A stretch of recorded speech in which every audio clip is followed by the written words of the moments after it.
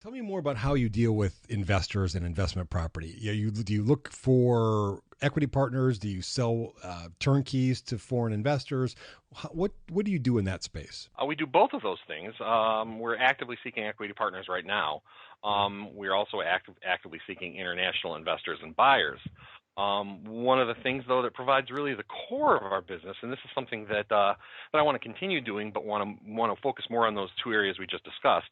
But what we do mostly is wholesaling, whereby we find deals, put them together, package them, and give them to other investment salespeople to sell. We work with a number of international vendors who have their end clients who buy properties to hold. We sell them properties and then they resell them. Wow, interesting. I don't want to get too deep into this, but using direct mail. I mean, how are you finding your leads and that type of thing? Well, I think that competitive advantage is, I think that the concept there is one that's a little bit, I think it's a little bit off. There's everybody knows how to lose weight, eat less and exercise more, right? So it's not about, giving away any tips or tricks. I'll tell you anything you want to know. You've got to have a full infrastructure in place to be able to implement it, which is what we have. So we don't do any direct mail at this time, although I'll tell you a story about a direct mail campaign I did a couple of years ago in Hamtramck, which is it's an enclave city. It's like the donut hole of Detroit. A lot of cool real estate in that city too. A lot of cool everything in that city. It's a large immigrant population. At this point in time, it's a lot of Bengali and Yemeni, but it used to be Polish, primarily back when I was younger. Anyway, we did 1,000 handwritten envelopes, hand-stamped with a physical stamp on them, with a return address label that I had printed up on odd-sized envelopes. So it was looked like a wedding invitation.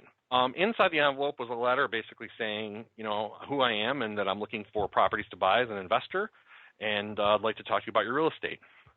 I generated the list by taking and cross-referencing the properties that had taxpayer addresses and property addresses that didn't match in the targeted area of the town I wanted to be in. So what that did is, on the public records, what that did is told me that the property taxpayer didn't live in the property.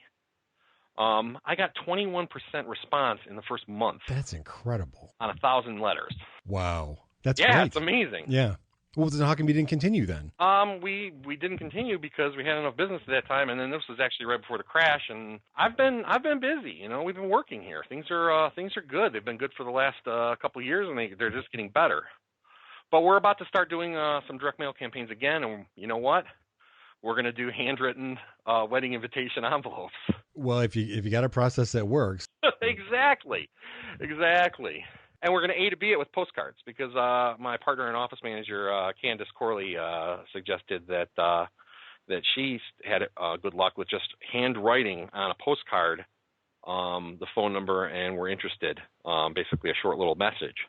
And she had good response with that. So we're going to A to B it and see what we get. So are you guys writing the letters physically in your office yourself? Or are you outsourcing that? How does that work? No, we all have friends and family here. So it's it's kind of a summer job season. That's great. Yeah, you know what? I know most folks I know outsource. They don't have family members generally do it. I know I talked to Steve Londo. You probably know Steve from the meetings around. We just did a deal last week. Good. Yeah, I'm doing a deal with him right now. That guy's awesome. Steve. Yeah, he's awesome. He does the yellow letters and then leaves the blanks, and then he has his daughter fill in the blanks so that everything matches really well. So everybody does it a different way, and it seems that there's lots of different flavors that work, which is nice. It doesn't really matter how you do it; just do it. Everybody's got so many great ideas, and it ends up being just talk. And I'm more guilty than most because I talk more than most. But you have to implement the ideas and take a shot.